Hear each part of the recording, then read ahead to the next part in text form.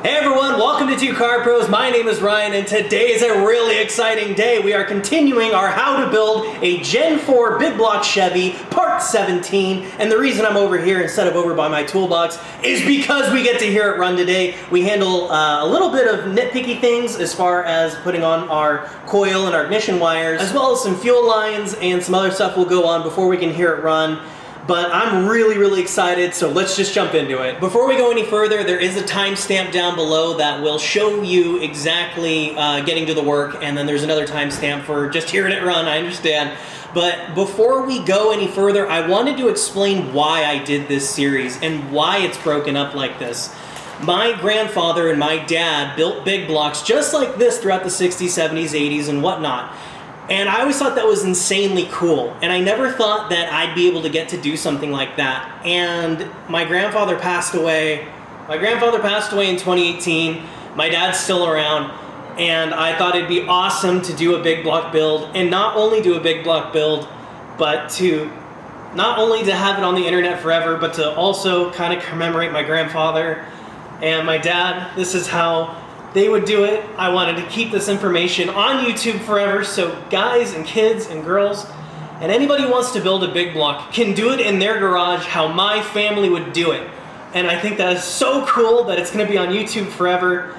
So enough with the sentimental stuff, let's get to wrenching. So today we're going to start off putting the vacuum supply line on for our brake booster. Now the fitting I have, this is a Summit Racing part, there's our part number. The link is, of course, down below in the description. Had an additional barb on it. It was a little bit longer, so I just took a hacksaw and hacked one of these barbs off of there. So it'll fit on our intake manifold there. If you had a different intake manifold, maybe you wouldn't run into that problem. And if you have a single plane, you might run into a bigger problem. You might need just one that goes straight up. But I really like the look of the right angle, so I'm going to go with that. And it's pipe thread, so we're going to need our pipe tape.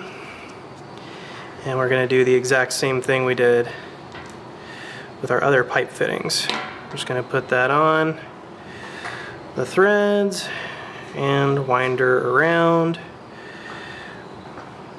at least 3 full times. There we go, there's number 3. So just pull that off there, and then to make sure it's not going to come undone in the intake manifold, kind of use your fingers like they're the threads and spin it around just like that. And if it doesn't catch anything and undo itself, you know you've done it right. So where you're looking now is on the back side of our intake manifold between where our carburetor is going to sit and where our distributor is. And those are the threads we're looking for, and here's our fitting. We're just going to put that in place and make sure that nothing goes down inside the intake manifold that isn't our fitting there. So we're just going to tighten it down, and don't go super crazy with it because again this is an aluminum intake manifold anyway, and it's just doing vacuum. Don't go nuts, and we just want it pointing in about the direction right there because we want the line to be nice and clean going back this way to hook into our brake booster. So we're going to move our vacuum cap off of our check valve for our master. Set that aside, grab some 3/8 hose. We're using some fuel hose here. Some people like to use vacuum hose, but so then we can install our hose just like that. Now don't worry about putting hose clamps on here because it's held on by vacuum. So we had these plug wires. I thought these were going to work. We actually filmed a whole scene with them, but it turns out that these boots are way too short. I have no idea why they think that these can work on a big block, but for whatever reason or another they say they do. They don't. So AC Delco to the rescue, got these down our local parts house. They aren't ideal for what you're gonna want because they're 7mm, not 8mm, and they're not technically high performance ignition wires, but they will get it running for us and we can break it in and we can swap the wires later. That's no big deal. So I wanted to go ahead and point that out, and we're just gonna lay them out in lengths so we can wire it easier. So we've laid our spark plug wires out in lengths, and on our kit here, they give you 3 different sets of lengths, so you get 4 together, but there's only 3 different sizes. We're gonna take our longest size because we're gonna go for number 1 first. We're gonna grab some dielectric grease, link down below in the description, put that in the boot, and then I like to put a little bit on the distributor side as well. There we go, now we can take it over to the car. So we're gonna go ahead and install our spark plug wire on the #1 position there, and we're gonna make sure it's fully seated down and make sure that the boot is protecting it. And then we're gonna route it in such a way that it stays from anything that gets hot, such as exhaust components. And then just like every other spark plug boot you've ever installed, go ahead and there we go, make sure the electrode is fully captured, and then we're gonna put the rest of the plug wires on using this diagram. So here is a diagram for your big block Chevy and small block. Works exactly the same as far as ignition goes. You can see how it's laid out with our firing order going this way, 1 8 4 3 6 5 7 2. And you can see where you put that on the distributor, and then you can see its associated cylinder number is on there as well. So just wire it exactly like this shows. You should be home free. All right, so this is what your final product should kind of look like. This isn't ideal. This isn't what we're gonna run the car with when it's done, but it will get it running. Like I said, these wires aren't ideal, but what's good about them is they have a 45 boot on them, so they're nice and away from any exhaust surfaces, and they're nice and wired up. And the other thing I want to talk about, we kind of glossed over, was the wiring for the distributor. The black wire goes to the negative side of the coil there, and that will also go with your trigger for the tachometer. And then the red wire, this red wire here, goes on the back, from the back of the distributor, goes on the positive side of the coil along with the power supply from the car. That's what this pink wire is, and those both go into an eyelet on the coil, and that's how the coil is all wired up. So now we're going to worry about our cooling system for a bit. This is going to be our fitting for the bypass for the water pump directly into the intake manifold, and this is our right angle. This is actually going to go to our heater core, and I've had to modify this one a little bit just so it will miss the valve cover. So I just grinded that off a little bit, and it's from Summit Racing. Our part number is right there. The link, of course, is down below in the description, and the same goes for our bypass fitting.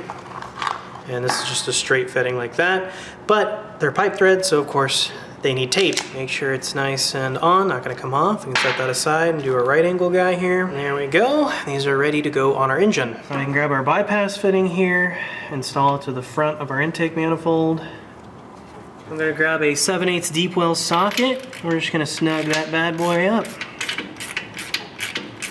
Don't go too crazy tight on that. It is aluminum, so it should look just like that. So that's what it should look like, and now we can get like a, I don't know, 3.5 inch, 4 inch long, 3/4 hose to put on it. So I have my 3/4 inch heater hose, just got this down at the local AutoZone, not rare at all. And I cut it to about 3 1/4 inches, and we can put the bottom side on first, making sure our hose clamps are facing towards the driver's side of the car. Here we go, and then we can kind of bend it backward. It takes a little bit of manipulating. You're gonna be here a little bit. As long as you get the hose nice and massaged on there just like that, you can grab a 5/16 nut driver or socket and just tighten those up as long as the hose clamp is behind the barb. That's good. There we go. Now we're ready to put our right angle heater hose fitting on.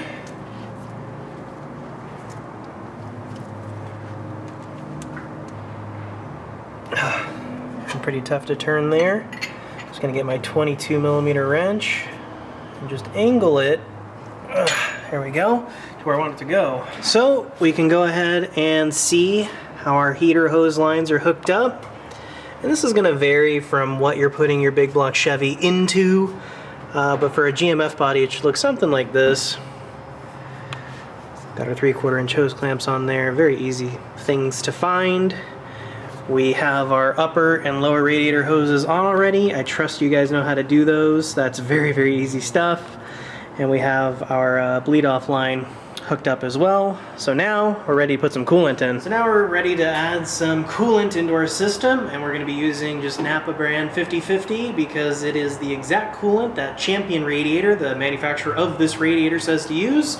And we're using 50/50 because water has the best amount of cooling potential for heat exchanging, but coolant is a better corroding fighter, and it also prevents freezing. I don't live it where it freezes, but if you did, that's something you're gonna have to think about. So we can just add some in and keep our eye on it, and look underneath the car. If it's just dumping out, stop adding. I bought 3 gallons. I hope it's enough. It should be enough because this is a brand new system.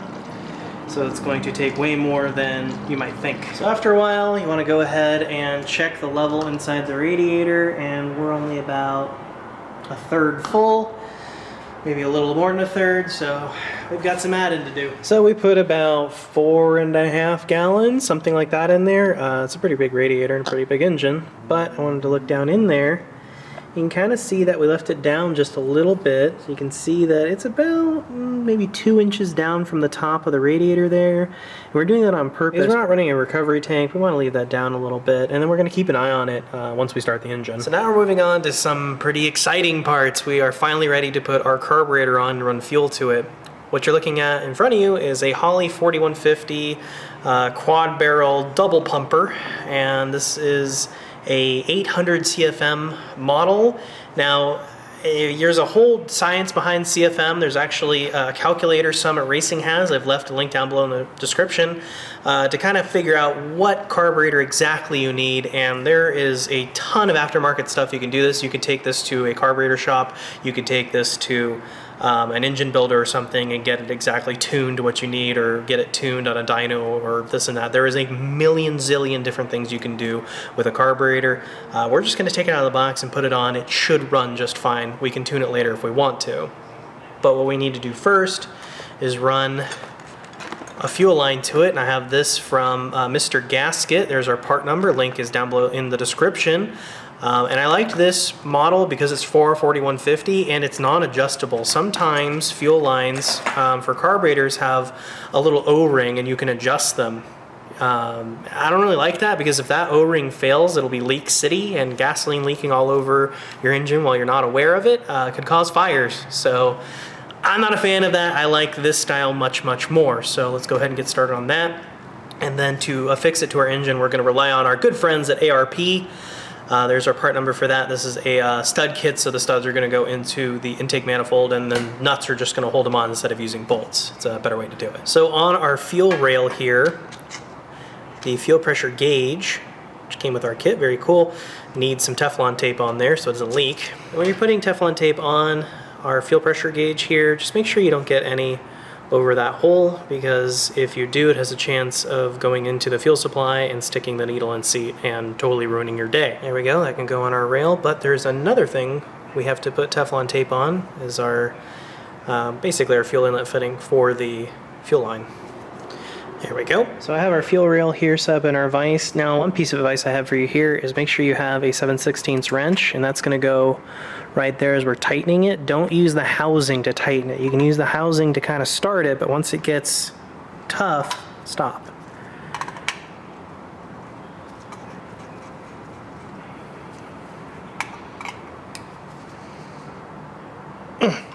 There we go, nice and snug. Now we can grab our inlet for the fuel rail, put that in, grab our 15mm wrench. There we go, nice and snug. So the next thing we're going to do is worry about these adapter fittings here. This will adapt down this bigger fitting down to what our fuel rail uses. Now it uses a set of gaskets. That's what these are, linked down below in the description. And don't put tape on these. The gasket is what seals it. So we're going to put that on there, perfect. And then install it onto our fork bowl here.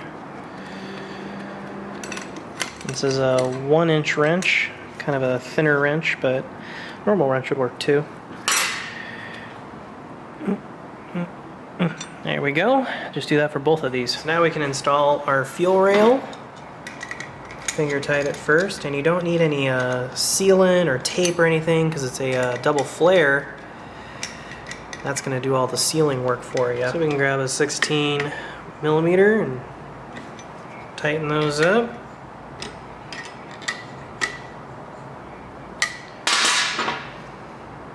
And then for the final tightening, I'm going to use the flare nut wrench.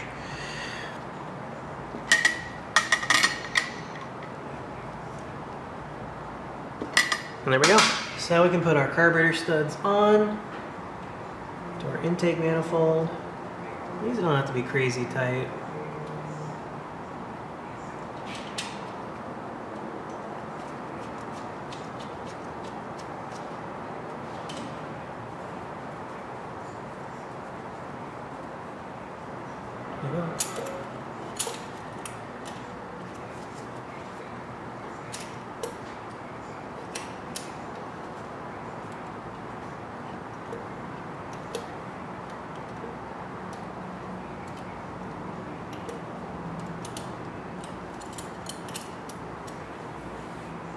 There we go, that one was a little stubborn, so I'm going to get some compressed air because it leaves little metal chips.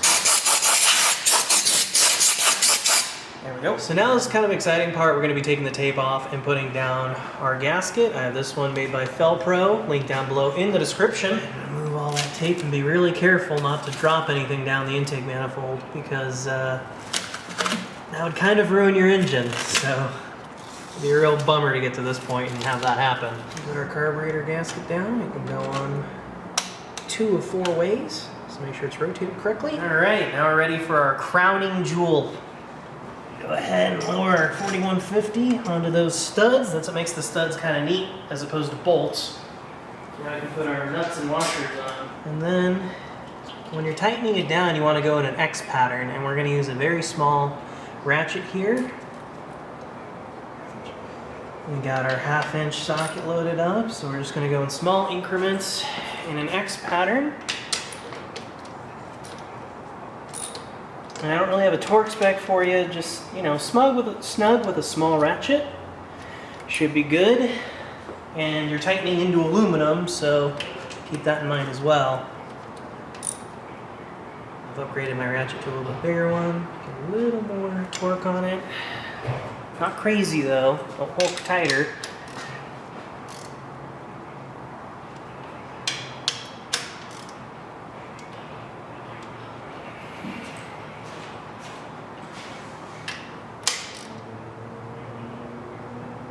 There we go. So this is more or less what it should look like when you're all done. Got our 3/8 hose and hose clamp on there. Down here on the fuel pump, I've put a little length of hose, and then this right here is our fuel filter, and then that line is kind of behind the alternator right there and hooks into our fuel supply. All right, so now we need to talk about our carburetor return bracket and spring.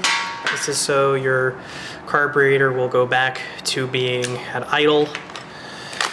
So we're gonna go ahead and take these out of their containers.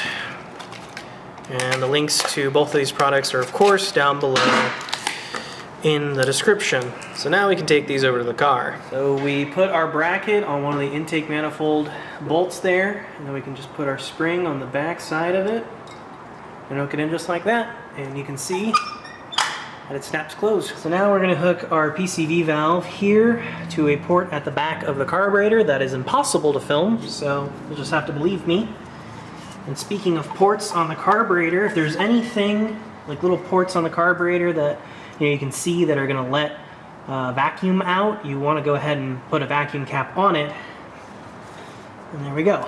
So this is a pretty cool moment. You kind of double check everything, look around, make sure nothing's going to fall into the engine when you're starting it, or going to be in the belts, or anything grounding out, or anything touching the exhaust manifolds. And then make sure that your carburetor opens up fully and returns. Make sure no springs are binding or anything.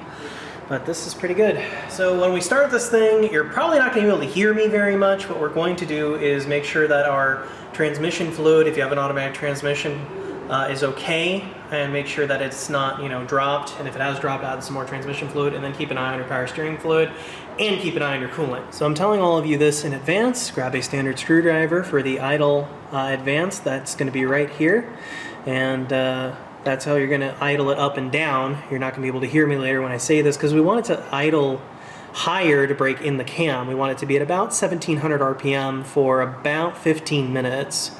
So that is where you make that adjustment at the end of my screwdriver there. So right now I have some 91 octane in my little squirter bottle here. And what we're going to do is pour it down both of the vent tubes here. We're just going to put some gas in there.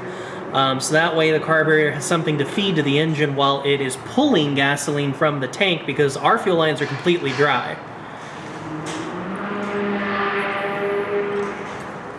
You just want to put some gas in there. And there you go. So you also want to test your accelerator pump by actuating the throttle a little bit. You can see some gas squirting in there, so we know that's working. So now here's the really, really exciting part. We're going to hear our big block run. It's gonna come to life right here. I'm gonna hit the key. I'm gonna let one of my helpers here actuate the throttle and keep it going, because we don't have a choke. It's gonna be on a cold start, so we're gonna hit it.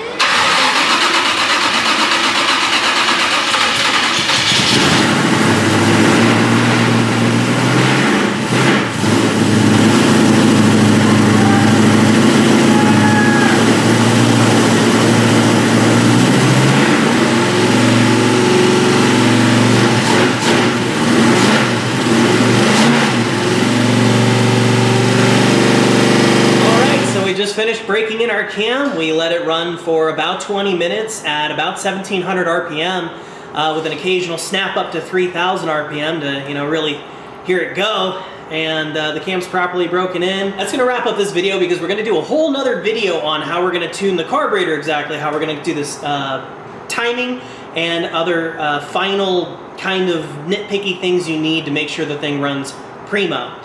What I wanted to mention, while this thing was running, we were looking at our automatic transmission fluid level, make sure that didn't get too low. We checked with a temp gun around the engine to make sure it wasn't getting too hot. We were keeping an eye on our oil pressure, and we were taking a look at our coolant level. We were also keeping an eye on our charging system to make sure we had about 14 volts at all times, which we did. Everything was working absolutely excellently.